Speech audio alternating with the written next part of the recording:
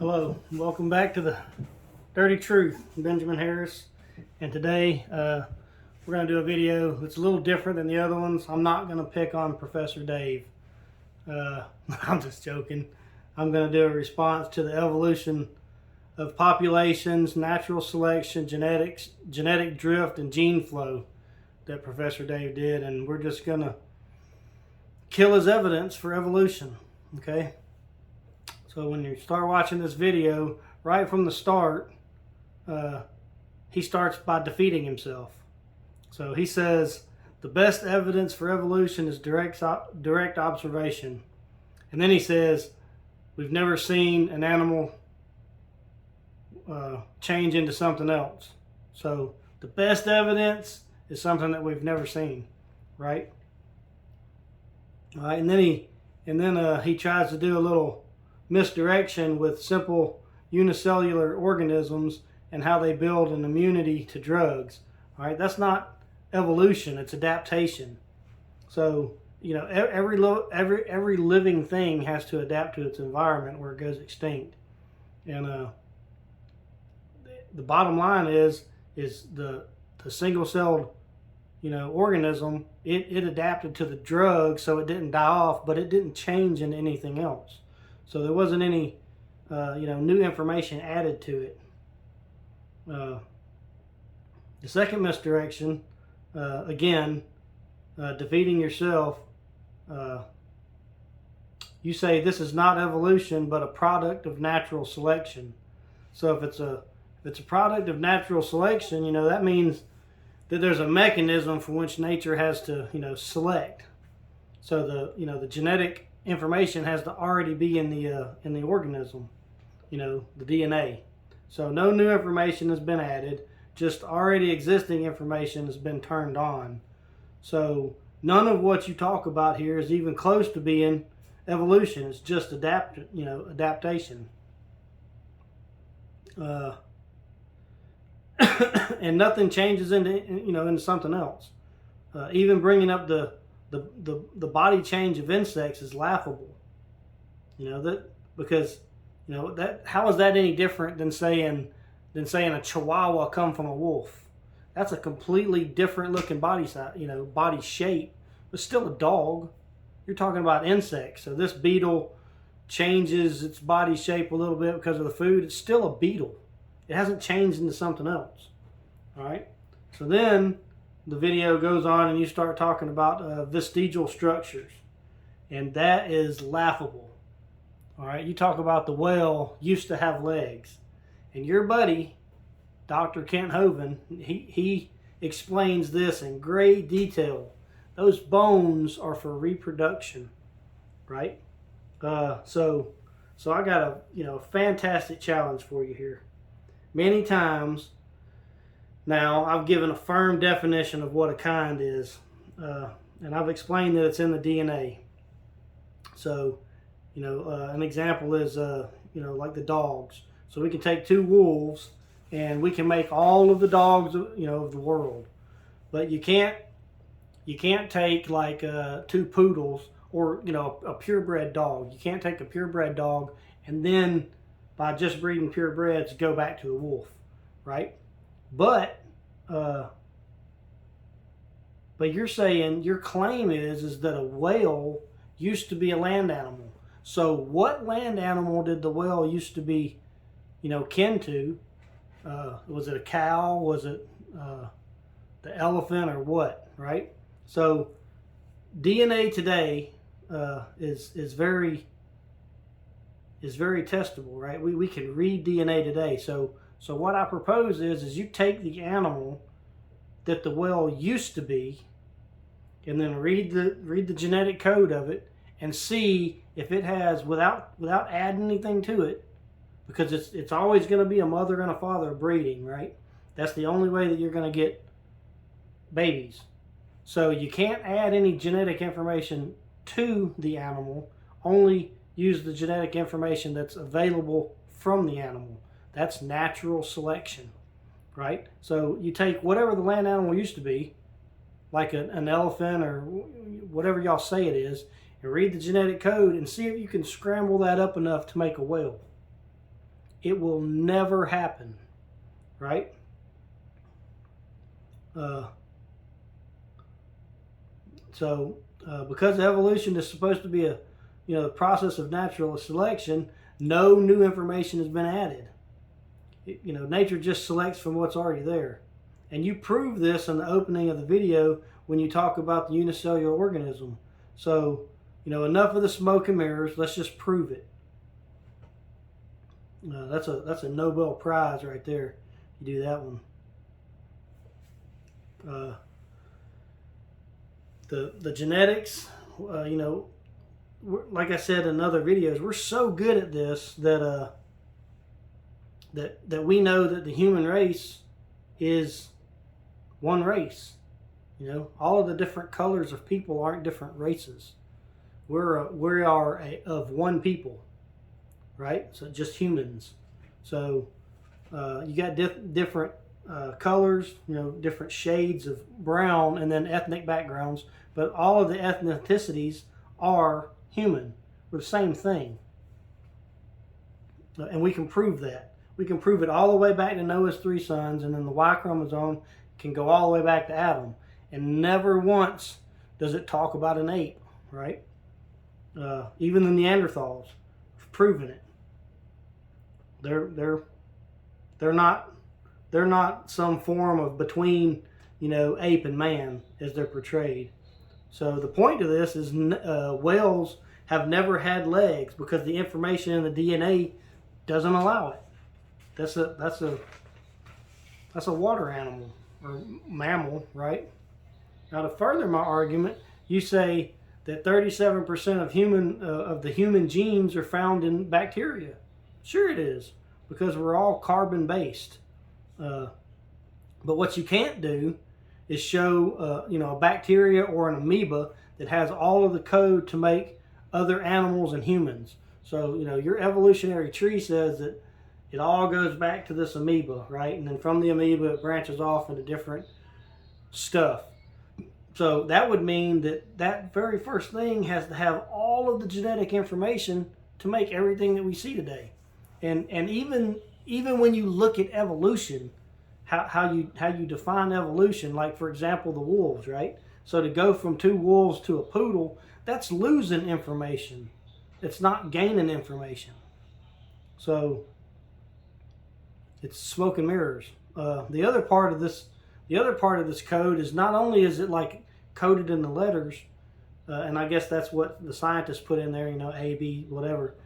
But the proteins that it makes are specific sizes. They're certain shapes. So if the shapes don't work, the proteins aren't any good. So even if it does do a mutation where, that's why it's not adding information. You're losing information when it changes it, right? Dr. James Tour is one of the world's leading nano engineers and chemists, right? He explains this in great detail. Dr. Stephen Myers has been talking on this for 10 years, and Dr. Nathaniel Jensen lays this out in 2 books. The first book is Replacing Darwin, right? And then in this book he makes some predictions. So like evolutionists and Darwinian people, they're like, well, creation doesn't make any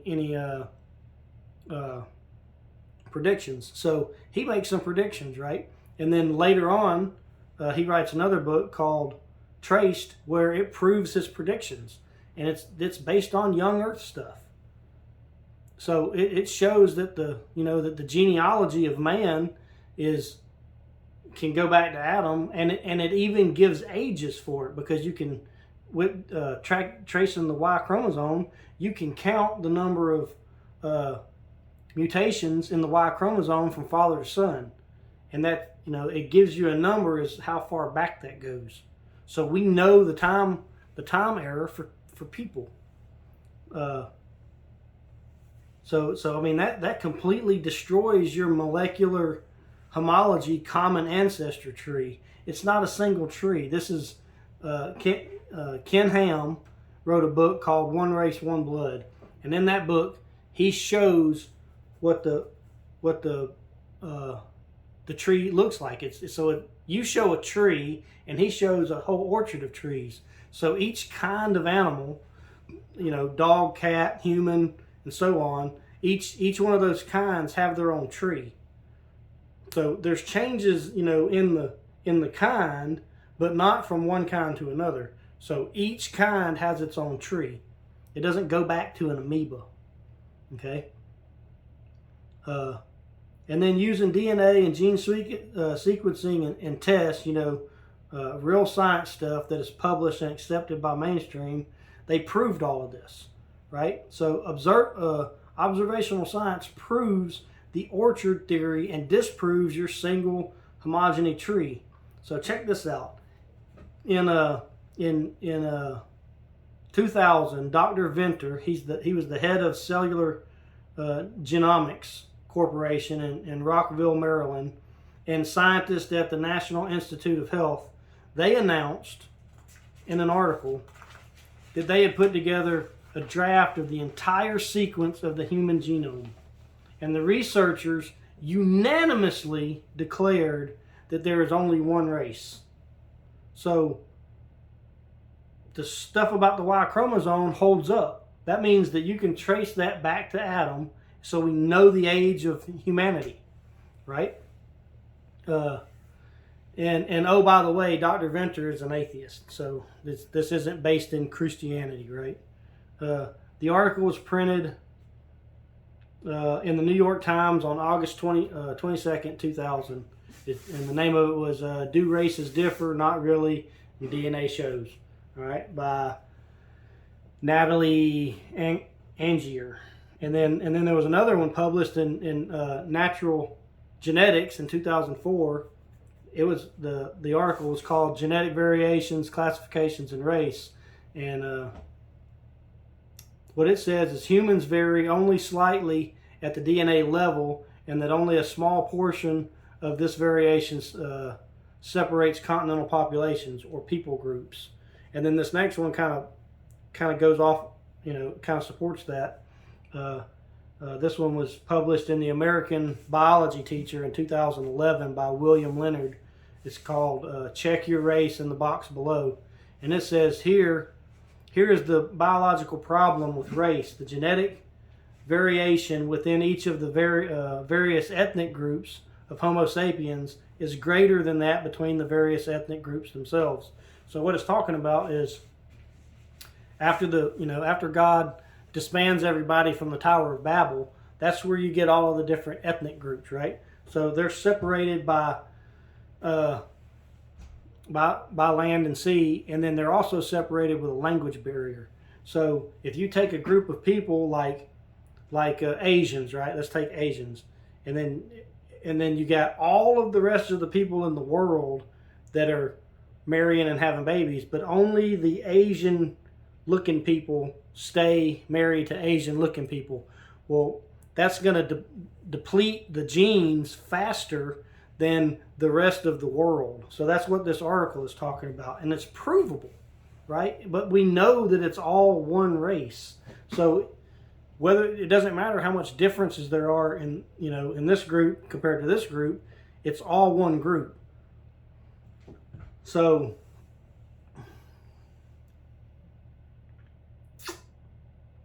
this information is all recent, in our lifetime, and this is information that you as a professor should have been exposed to a little bit while getting your degrees, because I think we're probably about the same age. So all of this would have happened, between the time I was 22 and 33, right? So either you are actually, accidentally ignorant of this information, or you willingly ignore it because it destroys your belief system and it kills evolution, right? And then you go on to bring up dinosaur fossils and the fossil record.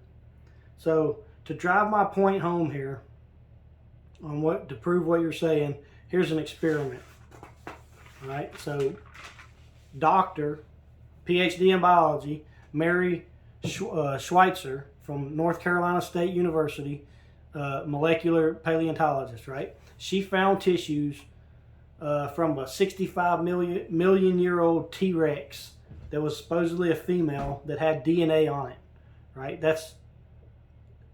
She found that in the bone.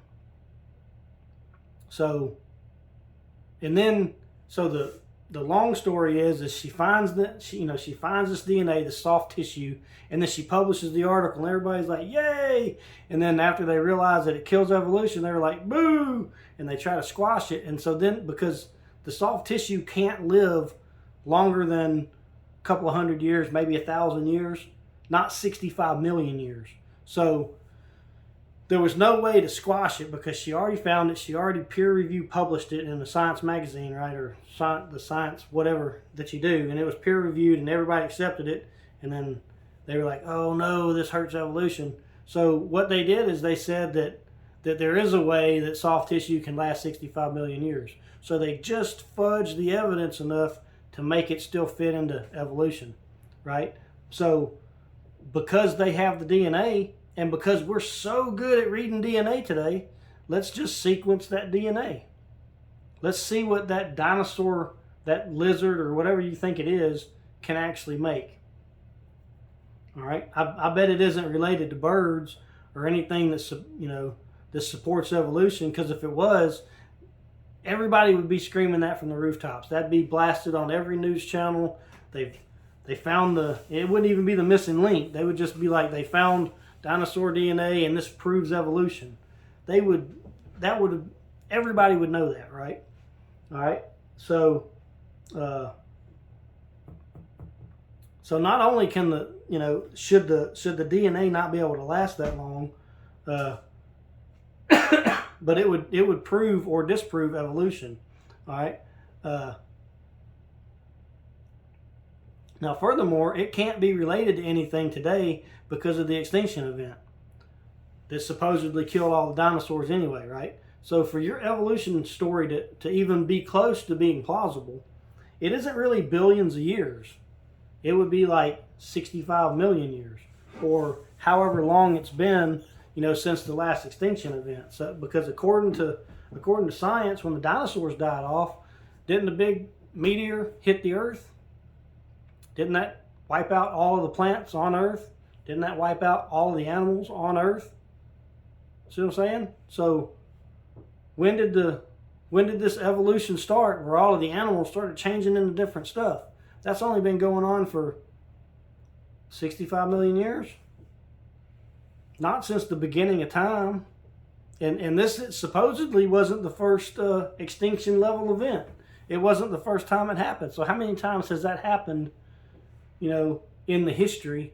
And why, when you go all the way back to the first time, do you got these huge animals and then everything dies and then they come back and you have these huge animals, and then everything dies and they come back and you have these huge animals, and everything dies and comes back, and now you don't have these huge animals anymore. So why not? See what I'm saying? It's so laughable. All right, you then go on to further prove my point where you discuss the gene pool. And this is fun right here, okay? So all the genes from a species within a population, right? That's what you're talking about. So this is a deliberate misrepresentation and an attempt of misdirection. So you show, in the video, you're showing a mammoth, or a couple of mammoths, some horses, it looks like two large cats, and they're eating some kind of deer, right? And then a rhino. And then you just talk about the mammoth, right? And what you're talking about is how their genes, the gene sequence in the mammoths changed them to be mammoth or whatever, or changes the population based on where they live, right?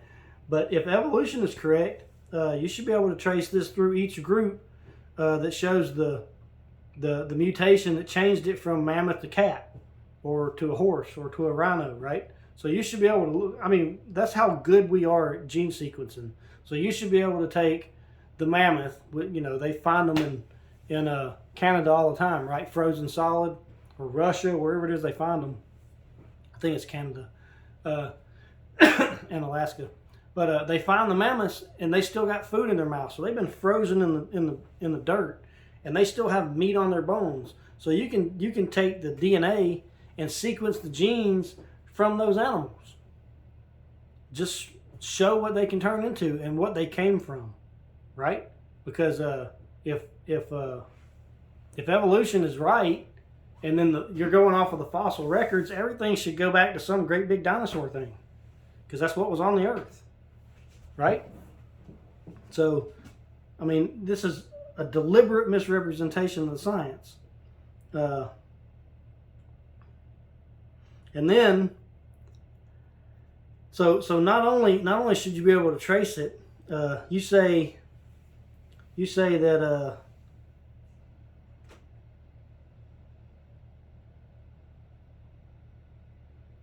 that would mean that sometime in the past, right, that the mammoth that was only that only ate vegetation, they mutated into something that eats its parents. So, I mean, how do you not see the humor in this logic? So you've got a mammoth, right? Because it's all related all the way back down to an amoeba if evolution is right. So you got all of this stuff that is just vegetarian, that just eats grass and leaves and stuff, and then at some point it starts having babies that are now eating mama and daddy. That's what happened. If evolution is right, that's what happened. So why wouldn't it just eat all of the parents? And see, that thing that eats mama and daddy, it don't have anything to mate with, because it's a different thing, right? So how do you not see the humor in that? It wouldn't have evolved from a meat eater to a vegetarian, because that hurts its survivability. So, even using the founder effect and the bottleneck effect, that just shows how genes vary in that kind of animal. It doesn't change that animal into a different animal. So, for example, right, there's 10 to the 80th atomic particles in the known universe, right? I mean, all the science agrees on that number. 1 times 10 to the 80th power. That's how much stuff is out there. So if you take, this is what the DNA sequencing and the genetics says today. If you take one man and one woman, how many possible babies will their genetics, will their DNA make before it repeats itself? That's 10 to the 2017th power. That's way more times than there are particles in the universe. That's just with one mother and one father before it repeats. So there's lots of variations, in the kind, but there's still a human. So if you changed it 10 to the 2017th power, so you got that many babies lined up, and you're looking at them, they're all different in some way, right? They're all human. It's never changed. It's never changed what type of thing it is, right? All right. So then at the very end of the video, you just admit what I'm saying. You say nature is blind and that it can't build new features from scratch. That's the whole point of this. There is no new genetic information. There is only loss of genetic information. That is what mutation is. This is what we observe and prove in science. So all the new DNA and genetic sequencing proves you're wrong and proves evolution is wrong. A perfect example of this is the dog, right? So purebred is where you get the specific genetic code that you want.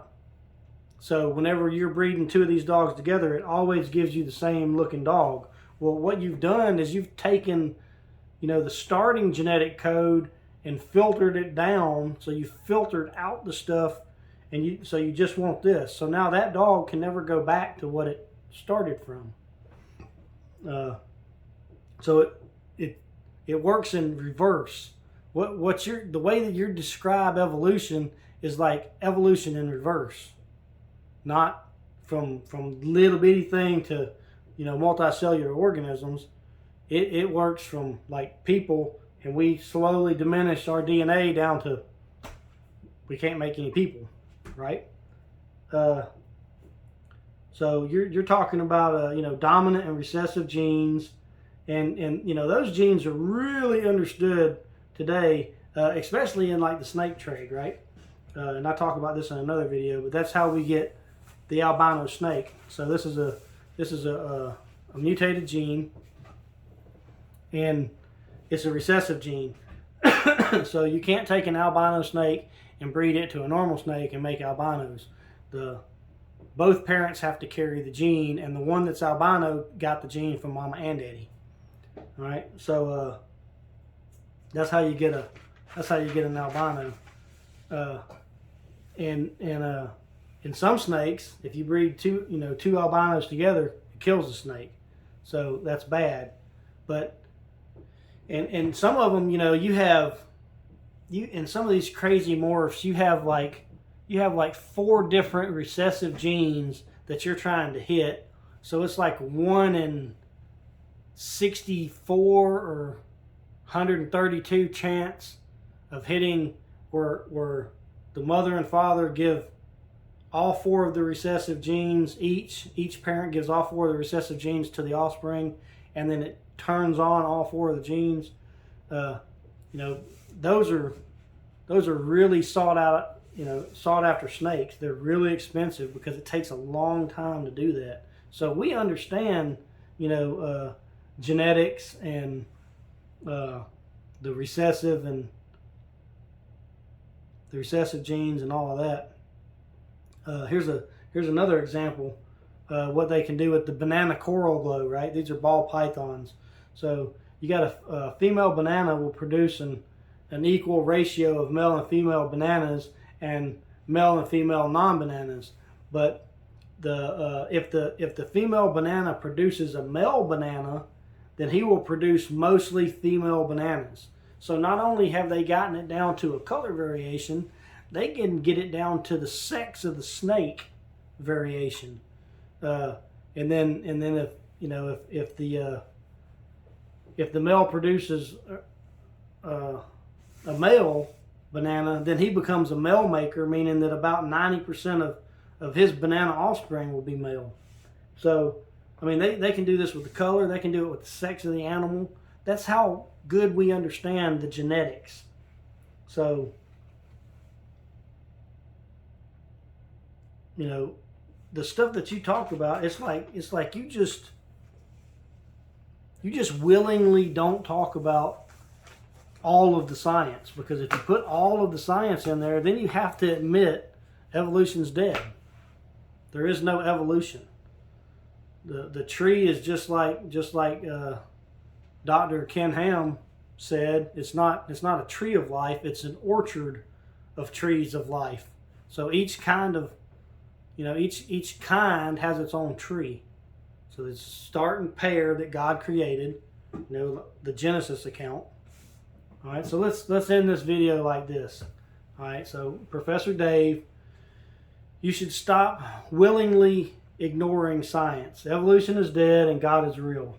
Also, you have done debates before and you mock people like Dr. Kent Hovind.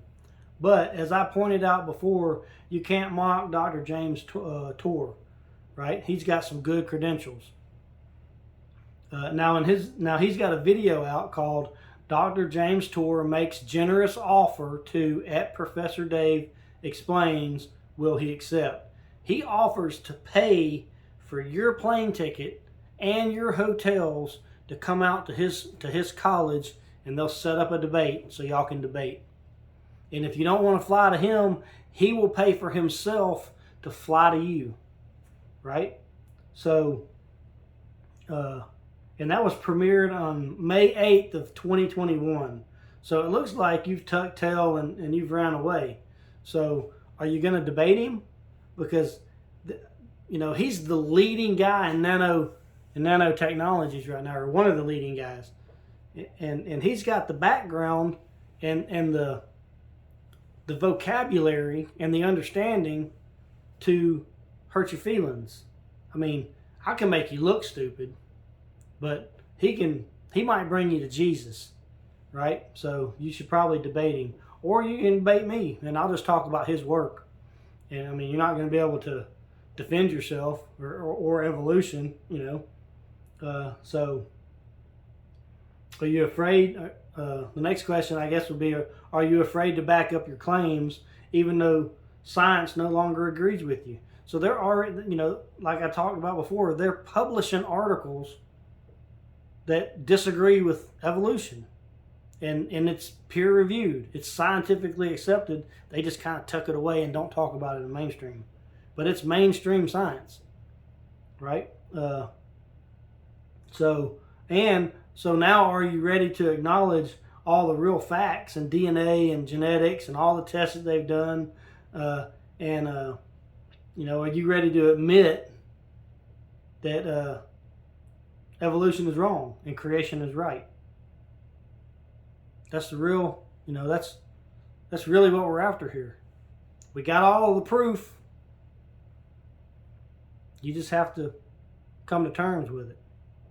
Hope y'all have enjoyed this. Please like and subscribe. Leave some comments, and y'all have a great day, and we'll see you next time.